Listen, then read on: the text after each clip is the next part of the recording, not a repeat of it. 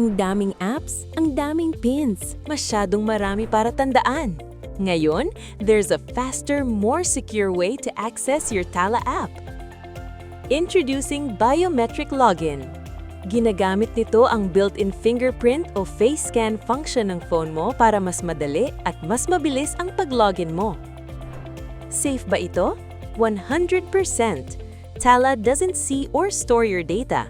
Naka-record lang ito sa high-security system ng saliluwang phone. Wala nang error sa pag-enter ng PIN, kaya makakaiwas sa pagka-lock ng account. Isang tap lang at pasok ka na. Para i-setup ito, mag-login sa Tala app gamit ang PIN mo. Kung compatible ang phone mo, itap lang ang Setup. Kung mag-fail ang pag-scan ng biometrics mo, don't worry. Pwede itong subukan up to 3 times o pwede ring itap ang Login with PIN to use your regular PIN. Faster access, better protection, and more control. Mag-upgrade na sa Biometric Login today.